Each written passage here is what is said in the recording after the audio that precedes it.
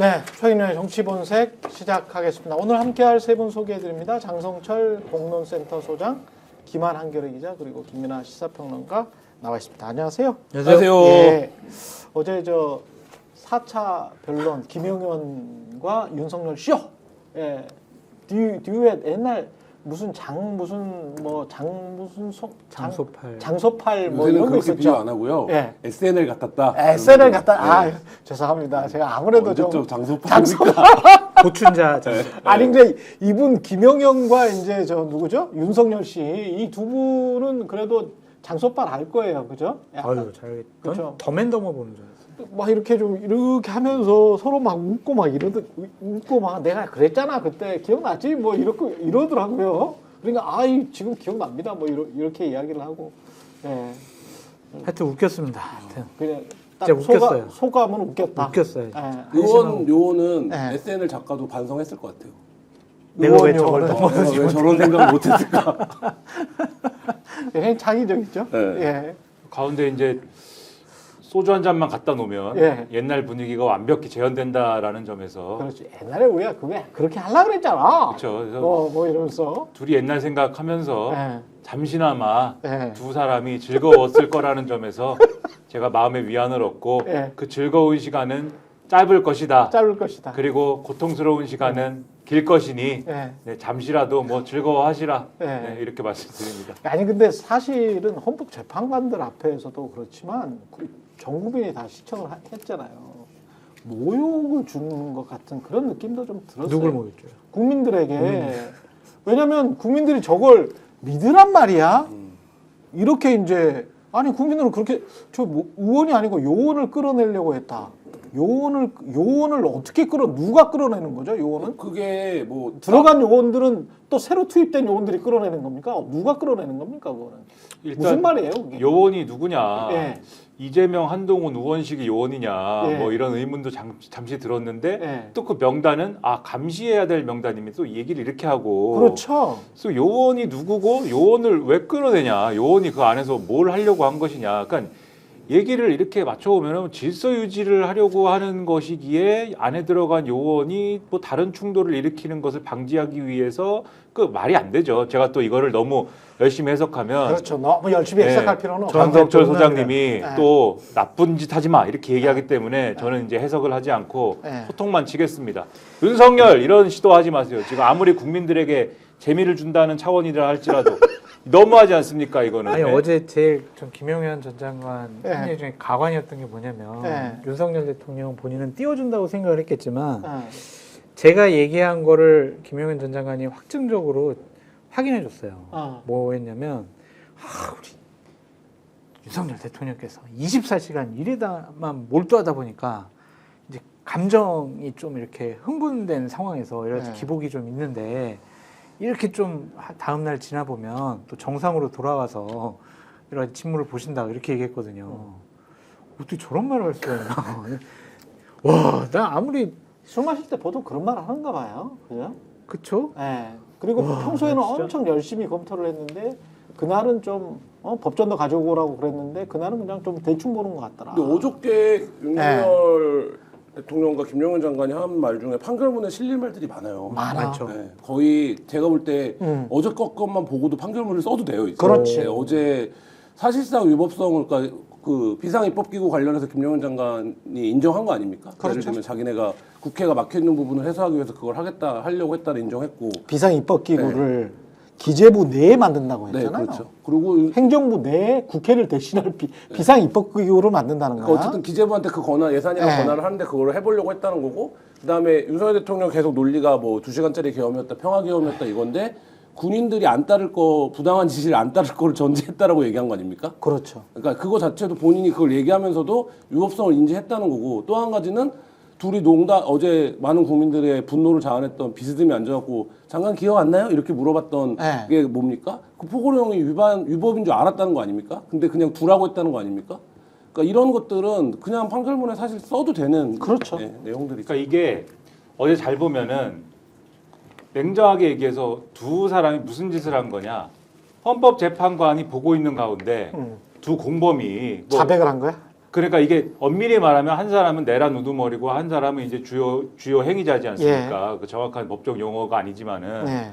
어쨌든 한 사람은 두목이고 한 사람 행동대장인 거 아닙니까? 주요 임무 종사자. 그렇죠. 예. 그런 개념인데 어쨌든 우리가 그냥 일반적으로 생각하기엔 두 공범인 거잖아요. 쉽게 얘기하면은 법적 개념을 떠나서 쉽게 얘기하면 두 공범이 판사를 앞에 놓고 말 맞추기를 시도한 거예요. 그러니까 사전에 물론 눈치 코치 해가지고 이제 눈치 발짓은 하지만 완벽하게 지금 둘이서 입을 맞춘 것까지는 아닌 거잖아요. 지금까지는. 그렇죠. 그러니까 그렇죠. 아주 대놓고 둘이 앉아가지고 네. 입 맞추기를 시도하는데 문제는 아까 이제 덤앤더머 말씀하시지 않았습니까, 장 부장님이? 네. 덤앤더머 수준입니다. 그래가지고 이거를 얘기를 척하면 척 해가지고 A를 얘기하면 바로 B가 나오고 이렇게 주거니 받거니가 딱딱 돼야 되는데 김용현 씨가 잘 안 돼요 이게.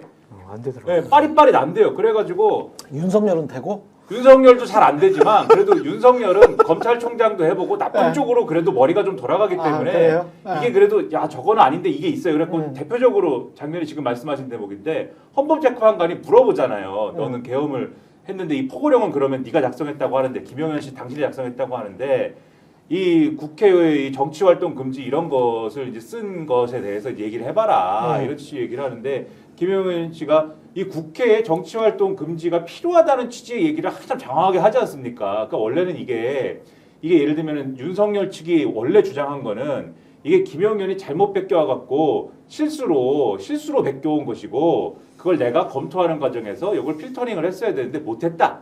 요 얘기에 맞췄어야 되는 건데 김용현이 예. 그럼 김용현이 뭐라고 얘기해야 됩니까? 아 내가 옛날 거를 기계적으로 베끼다가 요거를 그냥 기계적으로 베끼다가 바쁜 와중에 그냥 윤석열에게 넘겨줬습니다. 이렇게 얘기해야 되는데 그게 아니라 진심으로 나는 국회에 정치활동 금지가 필요하다고 생각했다. 왜냐하면 과거에 보면은 이 공산주의 세력이나 이렇게 해갖고 반국가 세력들이 이걸 활용한 일이 있었고 이걸 횡설설 막 얘기를 합니다. 예. 그러니까 건너편에 있던 윤석열이 씩 웃어요. 왜냐면 이제 이 속으로 그런 생각하는 거죠. 용현이 눈치가 없네. 이 김용현 씨 이거 저렇게 얘기하면 안 되는 건데 저 눈치가 없이 저렇게 얘기하네. 그러면은 그 상황에서 김용현이 얘기한 거를 상황에 맞춰가지고 얘기를 틀어야 되잖아요. 예. 그 틀어야 되니까 거기서 바로 생각해낸 윤석열의 이 뭐랄까 핑계랄까 바로 생각해낸 미봉적인 그 얘기가 뭐냐면은 그 장관 생각 안 나느냐 내가 그렇게 적어갖고 왔을 때 요거는 그 현실적으로 이게 이루어질 가능성도 없고 우리가 법적으로 따지면은 여러 가지 이제 위법적인 부분도 있을 수가 있지만 이게 현실적으로 이제 집행될 가능성이 없기 때문에 그리고 개업이 짧게 끝날 것이기 때문에 우리가 이거를 대충 그냥 웃고 넘어가는 차원에서 그냥 검토하지 않고 넘어갔던 거 기억나지 않느냐 이렇게 얘기했더니 김용현이 또 그 코치를 받고서 그렇습니다 이렇게 얘기한 거거든요. 근데 이게 김환 기자님 말씀하신 대로 위법성을 인식을 했다는 지금 증거가 되는 거 아닙니까? 그렇죠. 그러니까 이런 식으로 사실은 윤석열이 계획한 거는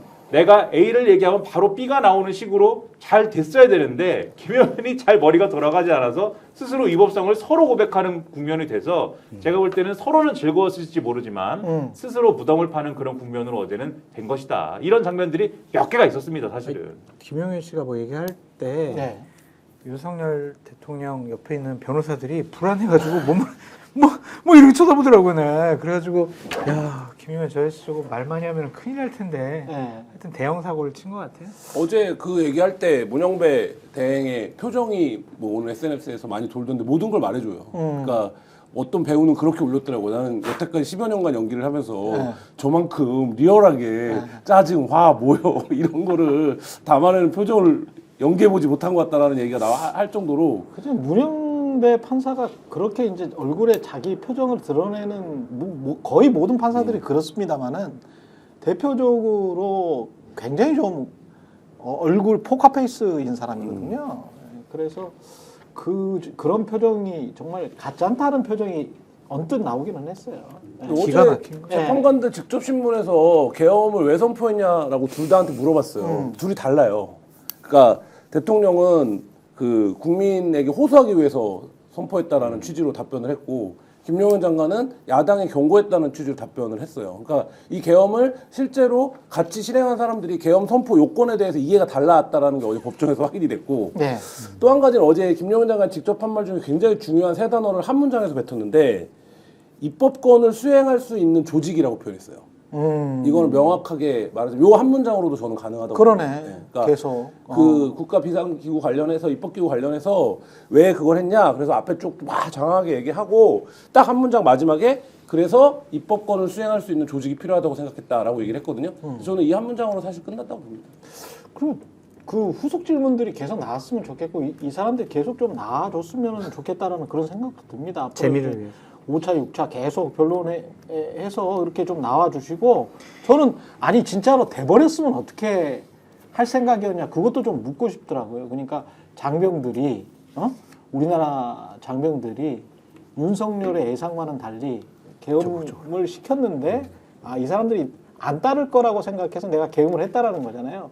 그럼 따랐으면 어떻게 하려고 그랬니? 안 따를 걸 전제하고. 그렇지. 네. 그럼 따랐으면 당황했을 것 같은데요. 진짜 했어? 진짜 체포였어? 어떡하지? 따랐으면 기분이 좋았겠니? 그 다음에는 어떻게 했겠니? 그 다음에 노상원 이야기랄지 이런 것들은 꼬치꼬치 다 캐 물어야 될 것 같아요. 예. 근데 제가 보기에는 김용현이나 윤석열 대통령이나 헌재 심판과 관련해서는 포기한 것 같아요. 포기했죠. 네. 이거는 포기하고 할 말도 없고. 내가 좀 바보 취급 받더라도 내란 수괴나 내란 우두머리는 아니야. 그래서 사형이나 무기징역은 당하지 말아야지.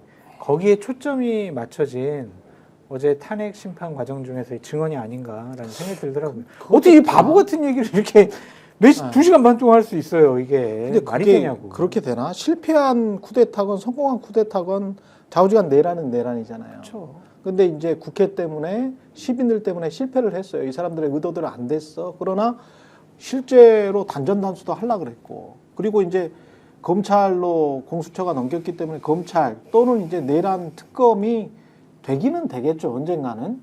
그러면 그 과정에서 얼마나 많은 사실이 밝혀질 텐데 가령 이상민이 소방청장한테 단전단수 아니 경향이든 저 MBC든 어디든 간에 단전단수 한 다음에 그 다음에는 어떻게 하려고 그랬니? 라고 물어볼 수밖에 없거든요. 근데 거기 포고령에 써져 있잖아. 계엄사에서 앞으로 언론은 다 통제한다고 했잖아. 그러면 누구를 보내려고 했냐? 뭐 경향 사장 또는 MBC 사장으로 누구를 보내려고 했니? 그리고 어떤 식으로 그러면 언론은 장악하는 거였냐? 뭐 계획이 있을 거 아니야? 아니면 마음속 생각이라도 있을 거 아니야? 저는 그런 게 되게 궁금하더라고요. 그러니까 어제 김영환 장관이 그거 관련해서 중요한 얘기도 했어요. 그 기재부에만 문건 준 거 아니다. 그러니까 여러 군데 줬다. 여러 군데 줬다. 캔실이랑 총리실 줬다는 얘기를 했고, 근데 이게 저희가 뭐 시사 방송을 해야 되니까 계속 얘기하고 있지만 국회 측 변호인인 김진환 변호사가 재판 시작할 때 한 PT가 있어요. 사실 저는 그걸로 끝났다고 봐요. 한 20분짜리 예, 그거. 예. 그러니까 김진환 변호사가 헌법과 헌법 실무 관련해서 최고 이제 전문가 중에 한 명인데, 그래서 어쨌든 이 헌법재판에서 이제 뭐를 판단해야 되고 어떤 부분들이 이미 증거가 됐고 이런 것들에 대한 얘기를 이미 시작할 때 다 했고, 그에 비해서 지금 현장에 뭐 저희 취재 기자도 매번 공판 들어가고 있습니다만 치기가 민망할 정도라는 거예요. 기자들이 이거를 다 받아쳐야 되나요? 이런 수준이에요. 지금 윤석열 측의 발언과 변론들은. 그러니까 사실 이미 그 재판 뭐 우리가 우스개로 얘기하고 있지만 이거 굉장히 근데 저는 좀 비극적이라고 느껴지더라고요. 어제 한동안 이제 영상 공개가 안 되고 있다가 이제 그 워딩으로만 보다가 영상은 실제 나온 걸 보니까 윤석열, 김용현의 태도도 그렇고 이게 이제 말하자면 민주화 이후에 처음으로 계엄을 했던 사람들 아닙니까? 그렇죠. 그럼 최소한 이거에 대해서 본인들이 진지하게 접근했다라는 것이라도 그 일관성이라도 있어야 사람들이 보기에 이 엄중한 사태를 이해하는데 각자의 견해로 정립시킬 수가 있는데 그 둘이 나와갖고 무슨 뭐 시시껄렁한 얘기하는 것처럼 하고 있는 꼴을 보고 있는 게 아까 뭐 최경영 앵커 얘기했지만 굉장히 좀 모욕적인 거죠. 그렇죠. 이쪽에서 이 사태의 엄중함을 인식하고 있는 거에 비해서 그 당사자들이 보이고 있는 태도는 도대체 뭘 말하고 있는 건가? 이 사람들이 대통령이고 국방부 장관이었어. 대한민국에. 그리고 대한민국은 세계 10위권에 있는 나라야. 그렇죠. 근데 이게 그 내란죄는 감형이 될 수가 없잖아요. 그러니까 예를 들면 무기징역 1년 뭐 이런 게 없잖아요. 사형 6개월 뭐 이런 게 없잖아. 그러니까 이거는 all와 nothing 아니에요. 그렇죠. 그러니까 우리가 그냥 바보 취급 받더라도 이거는 내란 우두머리 수괴가 아니다. 그거를 계속 밀고 싶어 하는 것 같아요. 변호사로서는 현실적인 조언이 될 수밖에 없잖아요. 누가 봐도 이거는 헌법을 위반한 건데 내란죄를 저지른 거고. 바보로 가자. 기억도 잘 안 나고. 저는 근데 이게 궁금하네. 어제 그렇게 이제 우리는 그렇게 봤지 않습니까? 장선철 소장까지 다 그렇게 봤는데 조선일보는 어떻게 봤을까? 조선일보는 이게 야, 다 거짓말이네? 이렇게 생각을 하고 지금 보도를 하고 있을까? 또는 뭐 성창경 TV나 무슨 뭐 고성국 TV 같은 극우 유튜버들 있잖아요. 네. 그런 사람들은 어떤 주장을 하고 있을까? 그런 것도 참 궁금해요. 극우 유튜브들은 네. 이런 데서 나온 얘기를 음. 지금 뭐 그냥 전하면서 예. 이 얘기를 좋은 얘기로 포장하기 바쁘다 이렇게 보면 될 것 같고요. 그렇죠. 그러니까 말이 되는 얘기로 포장하기 바쁘고 말이 되는 이야기로? 조선일보는 지금 이 상황 자체는 웃기다고 봅니다. 네. 웃기다? 너네 뭐 하는 거냐? 아. 이게 뭐냐? 그러니까 사실 조선일보도 이게 제가 내란 일보가 됐다 지금. 아. 조선일보 거의 신문이 아닌 상태다. 제가 특정 신문을 이렇게까지 욕하는 거는 제가 뭐 별로 많이 거의 없어. 그렇죠. 거의 이렇게까지 없었어. 말하는 거는 조심스러워 된다고 그렇지. 생각하는 사람인데 예. 요 한 3주간의 조선일보 신문이 아니에요. 제가 볼 때는. 근데 아무튼 이렇게까지 근데 그것도 한도가 있는 거 아닙니까? 이 사람들이. 선동지라고 보는 거군요. 그러니까. 그렇죠. 예. 근데 이 건에 대해서는 지금 이 상황에 대해서는 이거는 뭐 조선일보도 웃기다라고 봅니다. 근데 이 조선일보에 이제 그럴 때는 조선일보가 그러면은 엄중하게 자 국민의힘과 윤석열 정신 차려 뭐 이렇게 가느냐 요새 네. 이게 한 작년 같으면은 그렇게 갔을 건데 올해는 그렇게 안 갑니다. 오늘은 이제 일면에다가 자기네 여론조사 돌린 거 일면 여론조사 돌려고 딱 씻고 국민의힘 이기고 있어 파이팅 이제 이걸로 가는 건데 그 이제 요거를 이제 틀었는데 그러니까 어쨌든 요런 그래도 조금이나마 정신 있는 사람들은 요거를 그러니까 여기서 조금이나마라는 거에 제가 그렇죠. 힘을 싣는 거죠. 예. 이 상황을 정당화하기는 상당히 어려워요. 그리고 저는 심지어 어떤 생각까지 드냐면 이 윤석열과 김용현이 이렇게 하고 있는 걸 보면서 오히려 이것은 어떤 특검의 정당성이나 이런 거를 다시 한번 확인시켜 주는 것이다. 이런 생각까지도 드는데 무슨 말씀이냐면 어제도 좀 말씀드렸습니다만 계엄이 해제된 날 있지 않습니까? 그게 이제 12월 4일 날 새벽에 해제된 거잖아요. 예. 저는 그날 윤석열이 이제 오후 4시나 돼가지고 이제 출근을 하기에 낮에 잤구나 이렇게 생각을 했습니다. 충분한 숙면을 취하고 이제 4시 넘어갖고 출근해가지고 동훈이 오라고 그래 뭐 이렇게 된 거잖아요. 근데 이제 그랬구나라고 생각을 했는데 어제도 말씀드렸습니다만 낮에 점심을 먹은 거 아닙니까? 김용현 씨하고. 예. 국수나 한 그릇 하지. 그렇죠. 그 11시 반에 점심을 먹은 것이고 점심을 먹고 나서 김용현 씨는 어떻게 한 겁니까?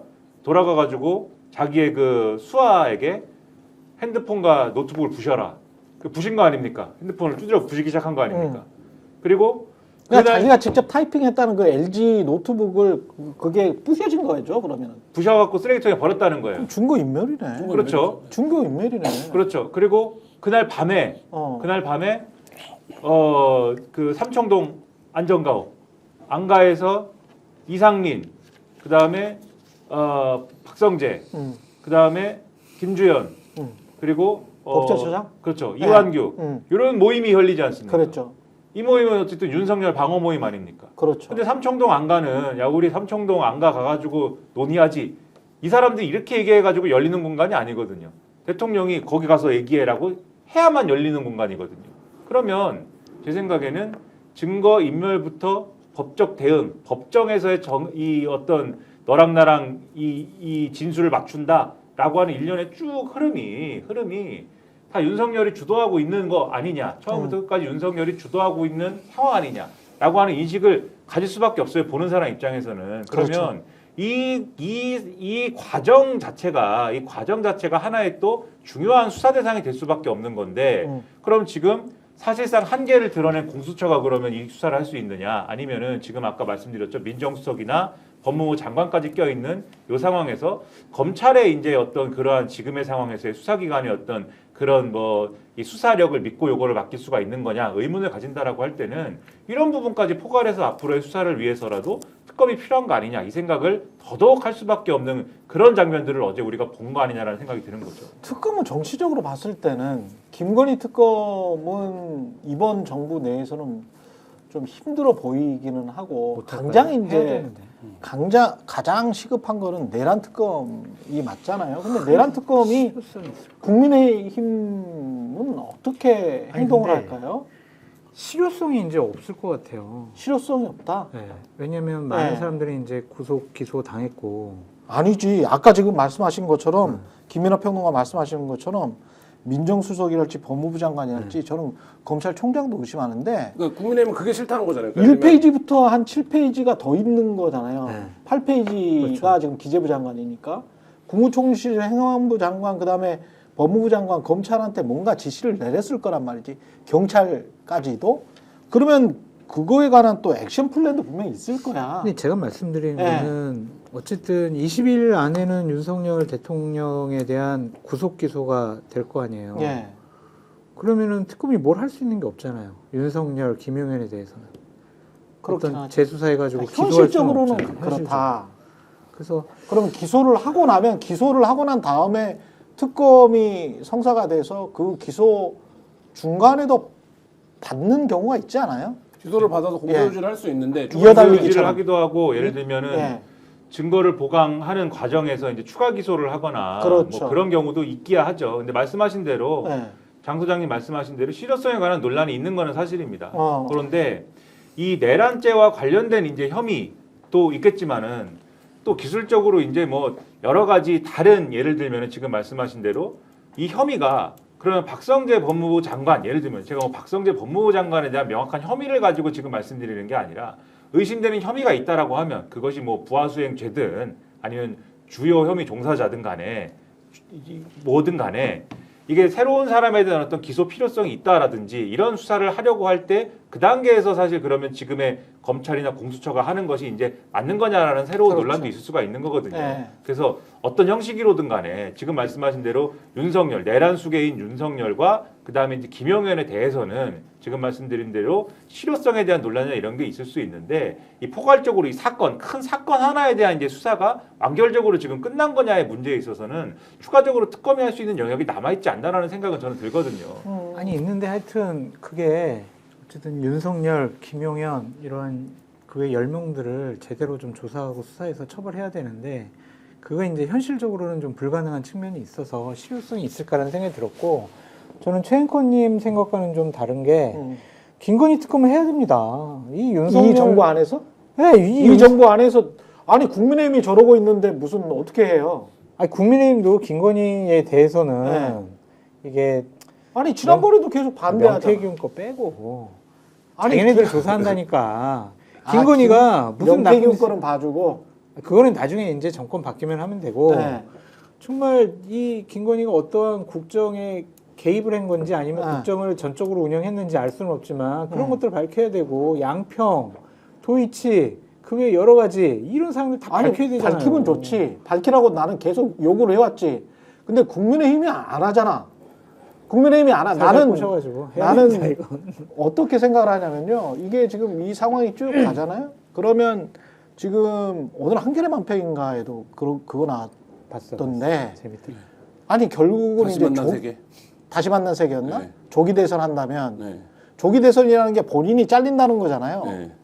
근데 본인이 잘리는데 본인이 잘리는 거를 이제 그거를 근데 현실 인식이 안 되는 거야. 지금 국민의힘과 윤석열 둘 다 현실 인식이 안 되는데 윤석열이나 김용현은 그런 자들이라고 치고 국민의힘 같은 경우에는 당장 지금 뭐 어쩌고 저쩌고 지지율 뭐 조선일보 뭐 시사저널 이렇게 나오는데 당장 봐요. 3월 초에 탄핵 인용이 거의 100% 되거든.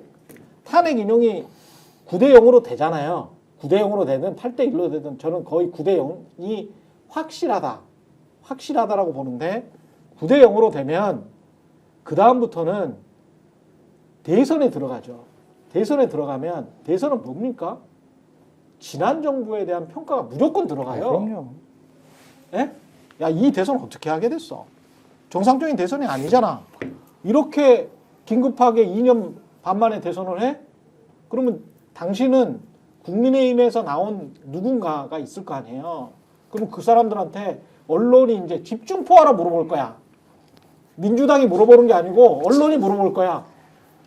지난 내란에 관해서 어떻게 생각하냐? 내란 특검은 왜 안 된 거냐? 내란 특검을 사실상 반대했던 국민의힘 스탠스는 맞았던 거니?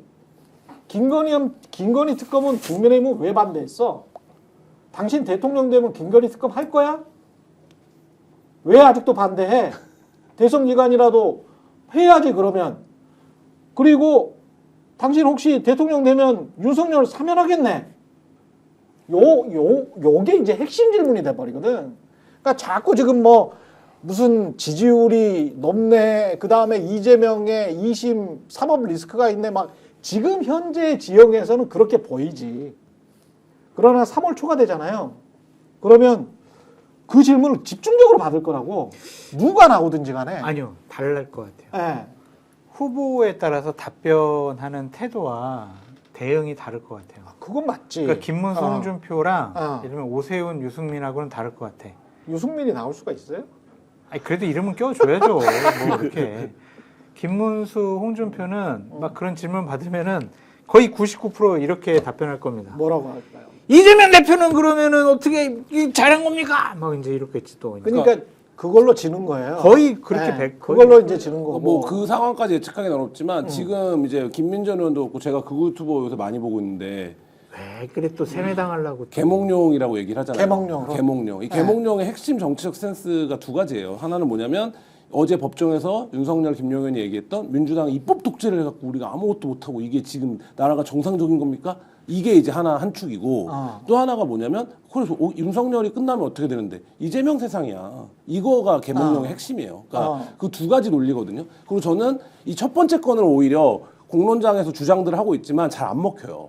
이 여론에. 근데 이 두 번째 개가 먹히는 거거든요. 그렇지. 예, 이 두 번째 거가 보수들에게? 예, 보수들에게 이 두 번째 거가 먹히면서 지금 이제 국면이 흘러가고 있는 거거든요. 그래서 최근 여론조사 보면 굉장히 특이한 게 뭐냐면 응답률을 제가 찾아봤는데 높아졌지. MBS 경우에 두 달 전에는 응답률이 14.1이었습니다. 근데 17.3, 16.7, 18.5, 22.8까지 올랐어요. 오, 마지막에 높다. 22.2예요. 그러니까 이게 여론조사에서 굉장히 이례적인 응답률입니다. 그렇지. 갤럽도 11.6, 11, 12, 15.8, 16.3까지 올랐어요. 아, 점점 이제 사람들이 전화 받기 시작하는구나. 네. 그리고 리얼미터 같은 경우도 이게 이제 상대적으로 낮아요. 그렇죠. ARS인데 4.8, 6.9, 5.1, 5.7, 7.8까지 올랐습니다. 그러니까 이렇게 응답률이 올라온다는 건 뭐냐면 김어준 씨도 어디 방송에서 얘기했지만 그것도 여론조사를 돌려보면 어떤 사람들이 전화를 바로 받는다는 거잖아요. 바로. 예. 그러니까 이 지금 이 계몽령의 영향을 미치고 있고 조선일보 아까 얘기 잠깐 했지만 한 개몽됐어 사람들이. 2주 전부터 국면 넘어갔습니다. 그래서 이 말하자면 국면이 이제 대선으로 넘어간 넘어갔다. 거예요. 그래서 이 여론조사를 바탕으로 해서 야, 이 얘기는 뭐냐면 윤석열이죠. 윤석열 있고 우리가 지금 으쌰으쌰 해서 해보자. 뭐 이런 분위기로 넘어가는 거거든요. 그래서 윤석열과 관련된 거 보면 신문기자들이 사사스라고 부르는데 사면 사이드 냅니다. 윤석열 얘기를. 그러니까 다른 신문들 다 일면 쓰는 기사를 사면 사이드로 가져가요. 그렇지. 예, 그래서 여기서 보도만 하는 거예요. 그냥 걸치고만 가는 형태의 편집을 계속 보여주고 있는데, 그러니까 지금 이렇게 넘어가고 있어요. 넘어가고 있는데, 근데 이게 한국 정치의 특성상 어쨌든 이재명에 대한 불호, 이재명에 대한 반감이 높은 상태에서 이렇게 대선을 가면 이 조선일보가 지금 쓰고 있는 전략, 윤석열 문제 많았지. 그러니까 맞아. 네 말이 맞아. 근데 윤석열이죠. 그리고 우리 후보 대 저쪽 후보에서 1대1로 가보자. 이걸로 가는 흐름으로 아마 계속 몰아갈 거다. 근데 저는 그렇게 여론을 이렇게 정형화되고 고착화된 논로는 생각하지 않습니다. 그러니까 우리가 이제 까먹는 것 중에 하나가 민심은 늘 바뀌거든요. 송광 정철 선생이 읽기 쉬운 게 사람의 뜻이고 변하기 쉬운 게 사람의 마음이다 라는 이야기를 하셨어요. 근데 어디건 서양인이건 동양인이건 한국인이건 간에 사람들은 마음이 끊임없이 변합니다. 그렇죠. 근데 이 끊임없이 변하는 것 중에 어떤 생각의 틀을 가지고 그 생각을 어떤 특정 시점에 계속 주입을 하는 거거든요. 근데 이재명 세상이야. 다음이 되면 이재명 세상이야라는 일종의 이제 공포를 주입을 하는 거잖아요. 공포 마케팅. 3, 4년 동안 공포 마케팅을 계속 주입을 해왔는데 그걸 계속 듣다가 대선이 시작되면 새로운 프레임이 무조건 나타나요. 제가 보기에는. 새로운 프레임이 나타나고 그 프레임은 윤석열 중심으로 해서 돌아갈 수밖에 없다. 왜냐하면 탄핵이 인용되고 난 다음의 상황은 지금 우리가 생각하는 탄핵이 될까 안 될까, 내란죄가 적용이 될까 안 될까, 요때 상황하고는 좀 달라요. 근데 선거 말씀하신 대로 선거 구도 측면에서 뭐 이 얘기를 지금 시점에서 진지하게 하는 게 맞는지 모르겠지만 민주당 입장에서는 기본적으로 심판론 플러스 어제 이재명 대표의 행보가 그런 거 아닙니까? 성장이나 대응. 실용이나 중도로 가겠다는 거 아닙니까? 그게 대응이야. 네. 그러니까 심판론 네. 플러스 그 구도를 갖는 거고 그렇지. 이쪽에서는 뭐밖에 없습니까? 반 이재명밖에 안 남은 상태에서 그렇지. 선거를 치러야 되기 때문에 그렇지. 우리가 역대 대선들을 보면 이 구도에서는 이길 수가 없어요. 반 이재명으로는. 그러니까. 만으로는. 그러니까. 그 대선 결과값은 네. 어느 정도 예상 가능한데 네. 우리가 지금 국면에서 생각하는 야 대통령이 저렇게 한심한 사람이고 저 정권이 저렇게까지 하고 여사는 비아폰을 받고 뭐 이런 거에 대해서 시원하게 말하자면 처벌하고 뭔가 감정을 해소하고 뭐 이런 국면으로 흘러갈 것 같진 않다는 거죠. 지금 국면이. 그러니까 네. 그렇게 최 앵커님이 말씀하시는 것처럼 좀 보수 우파가 주눅드는 그러한 프레임만으로는 가지는 않을 것 같아요. 저는. 어쨌든 보수파가 주눅드는 프레임만으로는 가지 않는다. 그러니까 이뭐 탄핵을 이미 당했는데, 예. 그러니까 탄핵을 안 당한 시점에서 탄핵을 당했을 때 민심을 측정하는 거는 사실상 좀 불가능하다고 저는 봅니다. 네. 네. 탄핵 파면이 된 이후에 완전히 뒤집어진다. 된 이후에는 사람들이 이거는 이제 보수나 진보의 문제가 아니고 중도 보수나 중도 진보, 그러니까 멈춰서 있는 사람들, 판단을 유보한 사람들한테 주는 메시지가 굉장히 강하거든요. 그러니까 헌재에서 9대0으로 탄핵이 나왔었을 때 그 다음 행보에 관해서 국민의힘이 그때까지도 이제 가령 이제 뭐 원내대표가 권성동이라면 권성동이든 권영세든 뭐 누구든 간에 김민열이든 누구든 간에 거기에 관해서 뭐라고 지금 답변을 해야 될지, 그리고 그거 답변 안 할 거라니까요. 답변을 안 하면 그럼 이제 답변을 안 하면 말을 못 하게 돼. 왜냐하면 할 수 있다니까요. 여기는. 그러니까 되게 간과하시는 게 있는데 네. 되게 그렇게 나이브하게 보시면 안 돼요. 왜요? 탄핵이나 윤석열, 김건희는 이제 책장을 덮어요. 그 아. 책은. 그러면 국민의힘이 국민들이 네. 책장을 덮었기 때문에 나는 다 까먹어 이렇게 갑니까? 안 까먹는데 새로운 책을 꺼내는 거죠. 아니 이제. 새로운 책이 깨놓을 수 있는 게 뭔데? 이재명 나빠요. 그거 꺼낸다니까요. 그게 새로운 책이 아니지. 내가 말한 거는 아니 그 새로운 책은 4년 된 책이라니까. 새로운 걸로 막 만들어가지고 포장지 바꿔가지고 새로운 책이요라고 한다니까요. 마케팅을 새롭게 한다니까요. 그게 안 통한다는 거지. 그게 안 통한다는 그게 거야. 너무 전 아니한 생각이라고 아니 보는 거예요. 뭐가 그게 아니한 생각이에요. 그렇게 마케팅을 접근하는 게 마케팅 공급자들이 아니한 생각이지. 네. 그게 소비자를 우롱하는 생각이에요. 맞다니까요. 4년 동안 맞아. 4년 동안 똑같은 마케팅을 했어. 그러니까 저기는 장 소장님 말씀은 소비자를 우롱할 거라는 거예요. 국민의힘이. 국민의힘이 소비자를 안에 우롱할 것이다. 내용은 안 바꿔요. 거표지만 아니, 새롭게 진짜 하고. 국민들을 그거는 개돼지로 하는 거야. 아 그렇게 보기도 어려운 게 뭐냐면 네. 이재명 대표가 네. 도덕적으로 법률적으로 이미 문제가 많다라는 것들이 나와 있기 때문에 그걸 가지고 효과적으로 프레임 잡고 마케팅하면은 진보 쪽 인사분들이나 아니면은 윤석열 야 저런 윤석열 대통령을 배출한다고 해서 후보를 내? 저 나쁜 놈들. 전 그렇게 생각하는 사람이거든요.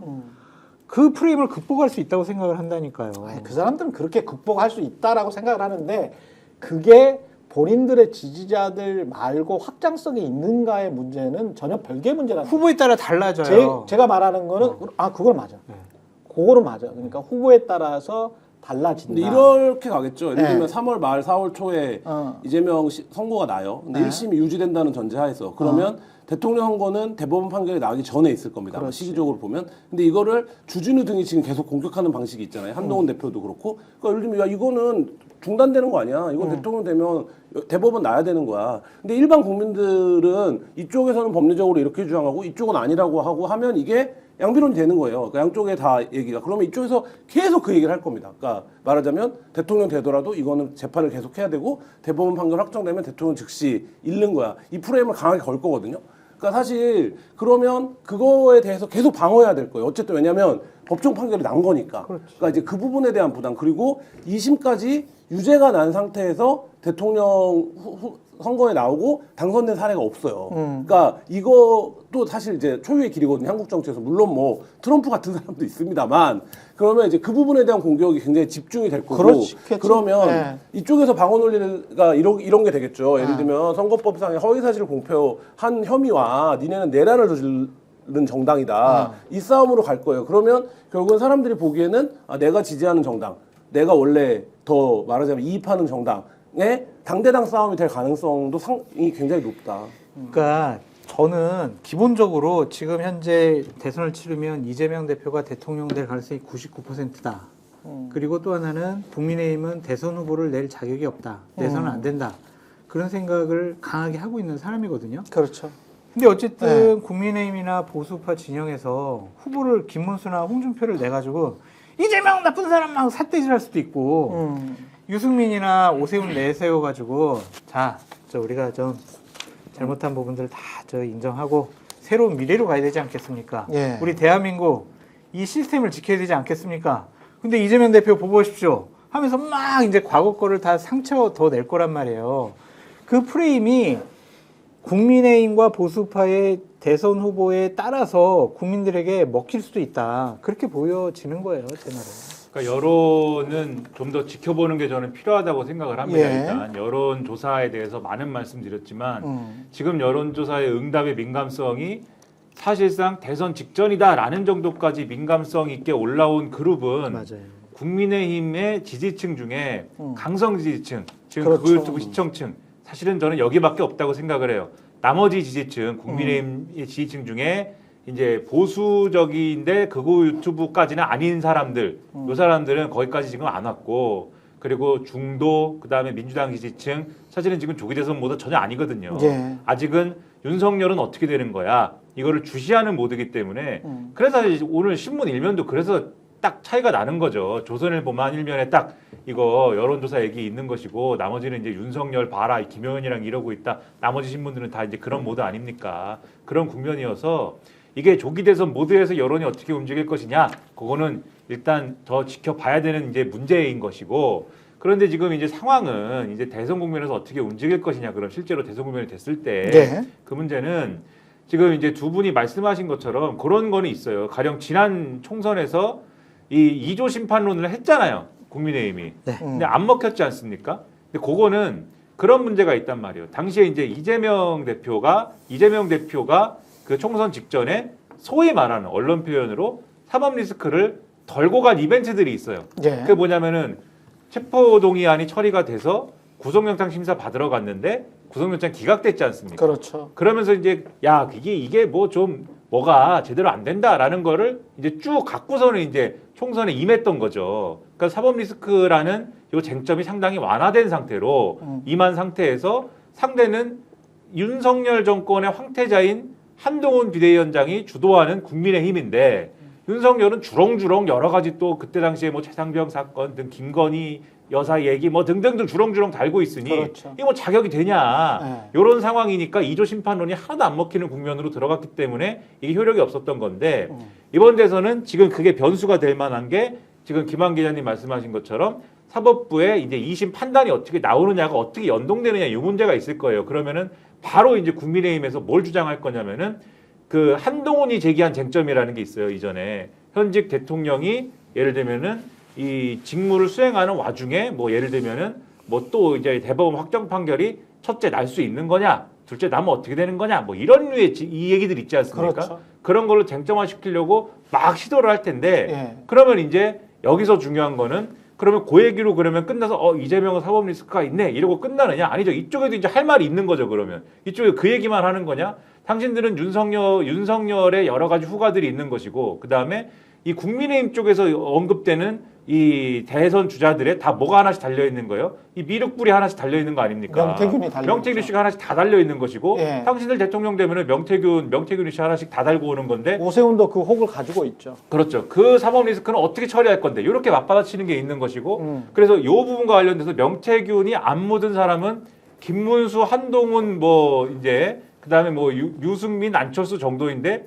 유승민, 안철수는 물론 이제 이 당내 경선의 허들을 넘느냐의 문제가 있는 것이고 한동훈도 사실은 이게 되느냐의 의문이 상당히 이제 큰 물음표가 지금 있는 것이고 그럼 김문수냐? 김문수로는 못 치를까? 김문수로 안 할 거 아닙니까? 저는 그렇죠. 김문수는 대선 후보 안 된다고 보거든요. 상식적으로. 될 수 있어요. 예, 그러나 이제 되는 아니, 뭐, 경우의 수가 되면 좋죠 뭐. 상대적으로 예. 뭐 나머지 지금 언급한 사람들보다는 지금 여론조사 결과나 이런 거 보면은 예. 상대적으로 높을 수 있죠. 나머지보다는 그 지금 흐름으로 보면은 그러면 김문수로 대선 치를 수 있는 거냐? 김문수로 나오면 무조건 지죠.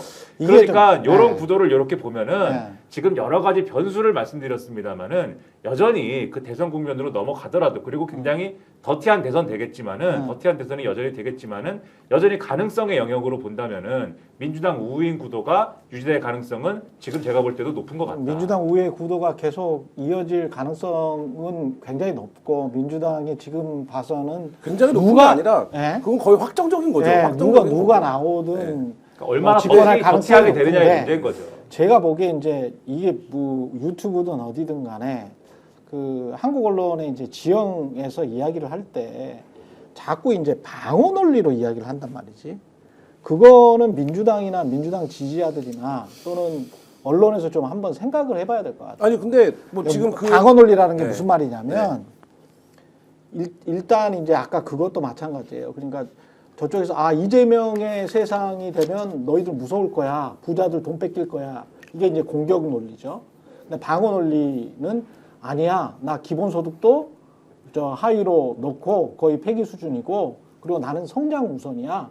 다시 대한민국이야. 나는 성장으로 마음 바꿨어. 이게 방어 논리라는 거죠. 근데 이제 제가 말씀드리는 거는 축구건 야구건 뭐 상대가 있는 경기 있지 않습니까? 그거는 최선의 방어는 공격이에요. 공격. 근데 저는 유튜브건 댓글이건 뭐 한겨레건 경향이건 이른바 이제 진보 진영에 속해 있는 쪽의 사람들이 늘 수세적이야. 여기에서 뭘 치잖아. 근데 내란보다 더 중요한 거는 없거든. 제가 가지고 있는 상식으로는 그리고 윤석열을 사면하냐 안 하냐는 굉장히 중요한 문제거든. 현직 대통령으로 잡혀 들어갔잖아요. 하여간 선거는 언제 날 거 아니에요. 1, 2년 후에. 굉장히 중요한 문제야. 그거 다 공격이거든. 공격이에요. 그리고 이게 중요한 사안이냐? 사회적으로, 정치적으로, 법률적으로, 헌법적으로 엄청나게 중요해. 근데 거기에 관해서는 문제 제기나 질문을 안 해. 언론이나 유튜브가. 그리고 국민의힘에서 말한 그 프레임, 국민의힘이 주장하는 그것만 가지고 이야기를 하는 거야. 이재명의 사법 리스크가 있네, 없네, 그러면 어떻게 되네, 우리는 뭘 경계를 해야 되네. 경계를 하긴 뭘 경계를 해. 사법부에서 어떤 판단을 내리든 간에 사법부는 사법부고 거기에서 민주당에서 누구를 뽑든 간에 민주당은 민주당의 그 대선 후보를 뽑으면 되는 거야. 그런 거 아니에요? 그렇죠? 그 다음에 국민의힘은 책임져야 될 거는 책임을 져라고 말하면 되는 거예요. 그러니까 이걸 가지고 이제 국민의힘이나 나도 이거는 아직도 이제 조중동의 프레임에 꼼짝없이 지금 넘어가고 있다라고 생각하는데 한겨레나 경향도 뭐만 하면 거기에 절절절절 맨다는 거지. 왜 이 짓거리를 20년, 30년 동안 하냐는 거예요. 군사 반란을 일으킨 자들한테 군사 반란에 관해서 그 24시간 따져 물어도 모자란데 24시간 따져 묻지도 않고 야 이재명 리스크에 관해서는 어떻게 하지? 뭘 어떻게 해? 2심 판결이 나서 그것과 관련해서 후보로 못 나온다는 법률 조항이 있으면 그런 법률 조항은 사실은 없습니다. 없어요. 네? 그러니까 대법에서 확정 판결이 나기 전까지는 없어. 그러면 민주당에서 민주당 지지자들이나 나오지 말라고 하는 건 네. 아닌 것 같은데요. 언론은. 그러니까 뭐. 여하튼 간에 무슨 리스크가 있다는 거지? 그러면 유권자들이 그냥 선택하면 되는 거야. 예? 2심에서 유죄가 설사 나온다고 하더라도 안 그래. 근데 야 이게 지금 내란죄 옹호당하고 허위사실 공표해서 기소를 받았는데 그 과정이 뭐 어떻게 얼마나 검찰이 지저분했고 뭐 이런 거는 다 차치하고라도 그냥 국민들한테 심판 받으면 되는 거거든. 그러니까 그것과 관련해서 뭘 굉장히 좀 방어적으로 나오고 야 이거는 굉장히 큰일인 것처럼 나는 호들갑을 펴는 게 웃기다는 거지. 근데 예. 당연히 국민들이 정치적인 판단과 심판을 할 텐데 지금 최근에 한 2주 동안 나온 여론조사들을 보면 예. 이전과는 다르게 민주당과 이재명 대표에 대해서 위험하다라는 노란불이 깜빡깜빡 들어 있잖아요. 그것도 지난 총선 때 몇 번이나 이야기를 했잖아요. 자, 지난 총선 때 그 이야기 해가지고 국민의힘이 150석을 넘을 수 있다라는 이야기를 총선 일주일 전에도 했었어. 종편에도 다 하고 다 했어요. 됐습니까, 그대로? 그러니까 이게 이런 프레임 자체가 만들어 놓은 생각의 틀인 거지 국민들이 그렇게 생각하고 있는지는 모른다는 거죠. 아니 그러니까 우리가 여론조사 자체를 완전히 옛날에도 틀렸는데 뭐 아이, 뭘 믿어 이렇게 하면은 이제 분석과 대화가 아니, 안 되는 거지. 제가 말했잖아요. 네. 시간이 흐르면 네. 탄핵이 인용되면 네. 3월달 국면이 이후에는 전환이 뭐 될 수 있죠. 전환이 된다는 그건 거예요. 미래에 대한 부분이고 네. 현재 시점에서 네. 그냥 상황적으로 나오는 여론조사와 분위기와 여러 가지 것들을 종합을 해서 현재의 상황을 분석을 해보면 그 분위기를 거푸집에 이렇게 딱 짜서 네모나게 만들잖아요. 그 거푸집이 네모난 거푸집인 건지 동그란 거푸집을 만들어야 되는 건지는 우리 머릿속에 달려 있다니까. 현실은 그냥 흙이라니까. 그러니까 그 흙이 좋은 흙인지 나쁜 흙인지는 판단을 해봐야 될 거 아니에요. 흙을 가져오다가 중간에 오염이 됐는지 안 됐는지 그런 오염 물질을 좀 빼야 된다. 그런 분석을 해야 된다는 거기에 얘기죠. 관한 그 실체적인 분석은 가장 집중돼야 될 거는 내란과 이 사람들의 거짓말과 이런 것인 거지. 최경 앵커님의 생각과 판단과 제 생각과 판단이 틀린 게 없어요. 국민의 근데 입장- 현상을 네. 분석하는 것만 제가 좀 다르지. 국내 입장에서는 근데 지금 왜 이렇게 얘네 왜 이렇게 집단적으로 이렇게 나오는 거야라고 보면 그 두 가지 특검 때문이죠. 예를 들면 김건희 특검이 통과된다는 건 무슨 얘기입니까? 양평고속도로 이상하잖아요. 다 이상하다고 얘기했고 그거 누가 관여돼 있습니까? 국토부 장관 관여돼 있겠죠. 바로 뭐 하고 그러면 어쨌든 대선 잠재적 대선 후보 한 명이 수사대상이 되겠죠. 명태균 가면 누가 걸려 있습니까? 지금 뭐 얘기 안 하고 있지만 오세훈, 뭐 홍준표. 오세훈 상관없대. 뭐 어쨌든 뭐 그런 거예요. 그러니까 김건희 특검 가면 지금 굵직하게 얘기되는 이름 5-6명이 수사선상에 오를 거예요. 대선에 가기 전에. 그리고 내란 특검 가면 어떻게 되는 거니까 지금 국민의힘이 죽어라고 반대하고 있는 게 뭡니까? 12월 4일 이후 상황을 빼자는 거잖아요. 그러니까 12월 4일 이후 상황으로 넘어가면 어떻게 되는 겁니까? 추경호 당시 원내대표와 대통령실의 관계가 수사선상에 오를 거고 그럼 추경호 원내대표를 통해서 후에 말하자면 행동을 정한 의원들의 이게 정당하냐 이게 어떤 논리로 그러고 갈 거냐면 위원정당 해산 논리로 갈 거거든요. 그러니까 예를 들면 내란에 니네 내란에 동조한 거네 결과적으로 이런 이제 결론이 날 가능성이 높은데 지금까지 한 모습을 보면 그런데 뭐 진보 진영에서는 별로 진보 진영에서는 그 잘못된 판단이라고 얘기하지만 사법부가 통진당 때 내란 예비 음모에 동조했다, 방관했다는 이유로 정당을 해산시킨 적이 있어요. 그러고 또 한 가지 이게 지금 강화되는 것 중에 하나인데 수사가 아까 다 됐다고 말씀하셔서 그 10월 그 국군의 날 행사할 때 하는 날 김용현과 여인영 등과 김성렬이 만나서 내란에 대해서 열띤 토론을 하셨다는 거 아닙니까? 그리고 5차는 누구랑 했습니까? 국민의힘 의원들이랑 했어요. 그러니까 그 시점에. 그러면 막 이제 국방부 장관과 방첩사령관하고는 내란에 대해서 막 얘기하다가 밥 먹으러 가고 국민의힘 의원들한테 얘기 안 했을까요? 그런 거 들여다 볼 거거든요. 그러니까. 그렇게 되면 결국에 이 내란 특검이라는 거에 방향은 그 지점으로 몰아갈 거예요. 그러면 사실 대선을 치르기 전에 당 입장에서는 내란에 동조했거나 방관했거나 해서 민주당에서는 니네는 해산해야 되는 정당이야라는 공격을 받게 될 거고. 할 수밖에 없다. 프레임이 절안된다니까. 김건희 특검을 가면 아니 진짜 그래요. 적폐 가보세요 나중에. 적폐 참사가 수사는 관료들이고 국가 기관에 대한 수사였지만 이거는 국민의힘이 갖고 있는 유력한 정치적 자산들에 대한 1.4가 가능한 특검으로 갈 거기 때문에 그렇지. 그 방향으로 가기 때문에 그러니까 올인을 시키느냐 여부와는 별개로 선거 기간 중에 그러니까 사실 국민의 입장에서는 이 두 가지를 지금 길을 쓰고 방어를 하는 이유가 뭐 일종의 선거 전략이기도 한 거죠. 결사적으로 안 하려고 할 거예요. 내란 그러니까 특검은. 이 내란 얘기나 지금 말씀하신 뭐 공격의 최고의 방어 이 얘기는 기본적으로 할 거 아닙니까? 그건 기본으로 하는 거죠. 기본 장착인 거고. 최 기자님 말씀대로면 명태균 얘기도 할 필요 없는 거예요. 그러면 명태균 얘기도 할 필요 없고 언론이 한겨레든 경향이든 명태균 얘기도 할 필요 없고 김건희 얘기도 할 필요 없습니다.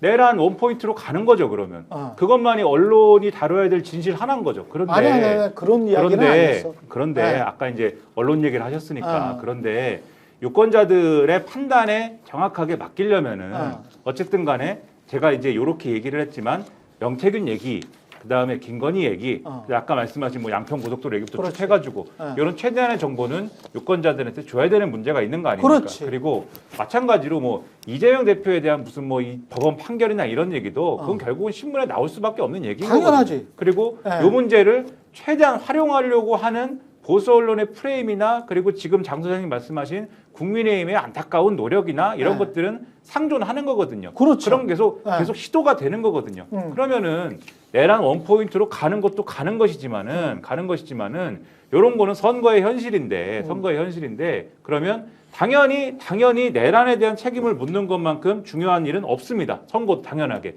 그렇기 때문에 이 프레임이 메이저 프레임으로 존재하지만은 결국은 선거의 전략에 대해서 이제 어떤 뭐 논하고 뭐 할 때에는 나중에. 이 여러 가지 이제 서브 프레임이나 이런 영역에서는 예. 그걸 다툴 수밖에 없을 텐데 그러나 그럼에도 불구하고 아까 드린 말씀은 결국에는 그 메인 프레임, 큰 프레임이라는 문제에 있어서는 결과적으로는 그래서 얼마나 더티하게 가느냐의 문제인 것이지 결국은 민주당 우위에 이제 선거 지형일 수밖에 없다는 말씀을 그래서 이제 드리는 것이죠. 지금 그렇죠. 상황에서는. 예, 그렇습니다. 근데 이런 상황들 다 정리하려면 이재명 대표가 선거법 2심 선고에서 무죄 나와버리면 다 정리돼요 다. 다 정리죠. 거기서 만약 유죄 나와버리면 상황이 상당히 복잡해지고 예.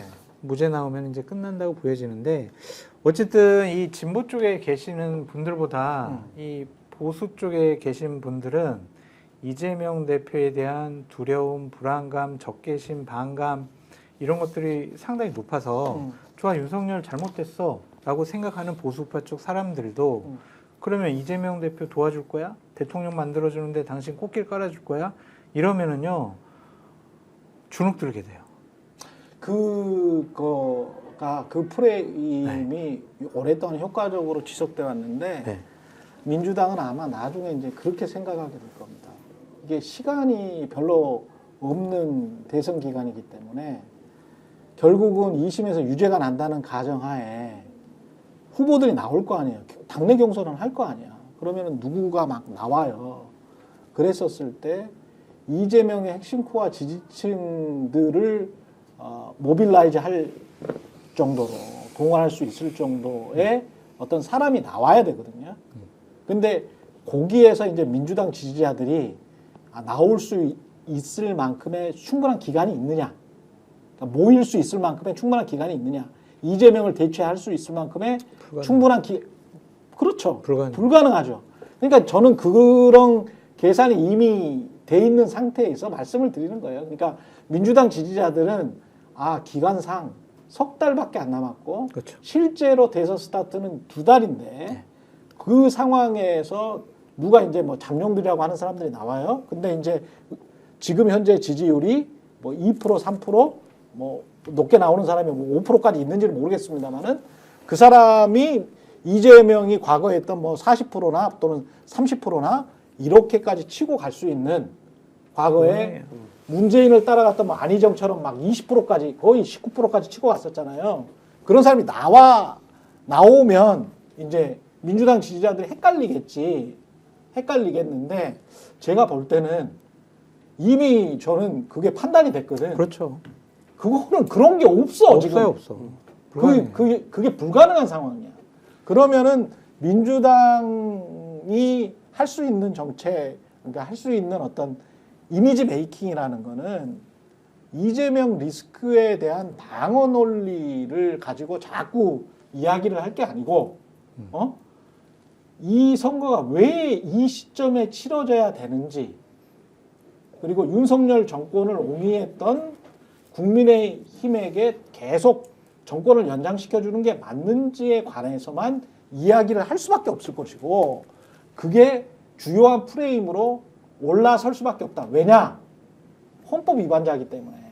맞다니까요. 예, 헌법에. 정확한 진단이세요. 예, 제 생각은 그래요. 예. 그래서 아마 3월 정도 되면 분위기가 싹 많이 바뀔 것이다. 이 문제에 대해서 거죠. 마지막으로 제가 마지막으로 제가 할 말의 마지막을 말씀드리면 다른 분들이 할 말이 있으시겠지만 요 국민의힘의 이재명 탓에 대한 결국은 중도층의 평가가 중요한 거잖아요. 결국은. 그렇죠. 예. 국민의힘의 이재명 탓에 대한 중도층의 평가가 있을 거라고 봐요. 저는. 그러니까 이게 이 내란 사태 처음부터 끝까지 다 이재명 타령이지 않습니까? 저는 국민의힘이 최소한 지금 이제 장 소장님도 여러 차례 말씀하신 국민의힘이 이렇게 갈 것이다라고 하는 어떤 그 전략의 문제에서 어디까지나 전략의 문제에서 그게 먹히려면 최소한도의 어떤 효력을 발생을 시키려면은 국민의힘이 이 내란 사태에 대해서 최소한 성의 있는 대응이 있었어야 된다. 성의 있는 대응을 하고 우리가 최선을 다해가지고 윤석열 문제를 정리를 최선을 다해갖고 성심성의껏 하고 그리고서는 조기 대선은 우리가 정정당당하게 한번 승부를 해보겠습니다. 이런 모드로 간 이후에 그런데 우리가 내란 문제를 이렇게 정확하게 정말 양심적으로 정리하고 나서 어떤 지도자가 국가 지도자가 돼야겠는지를 우리가 양심적으로 보니까 이재명 대표는 이런 문제가 있습니다. 이렇게 얘기를 하면 중도층이 얘기하는 겁니다. 중도층이 그래? 라고 이제 생각하면서 이 문제를 이제 좀 생각을 해볼 텐데 시작부터 내란은 정당했다라고 하는 맥락에서 이재명은 어떠냐? 이걸로 지금까지 계속 버티고 있는 거잖아요.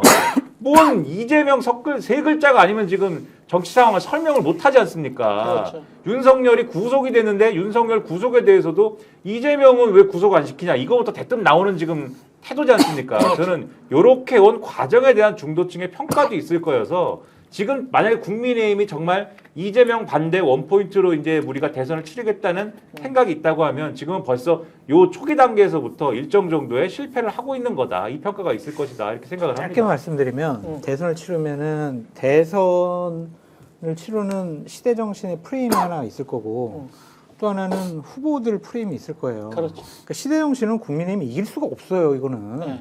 이거는 이미 포기한 거야.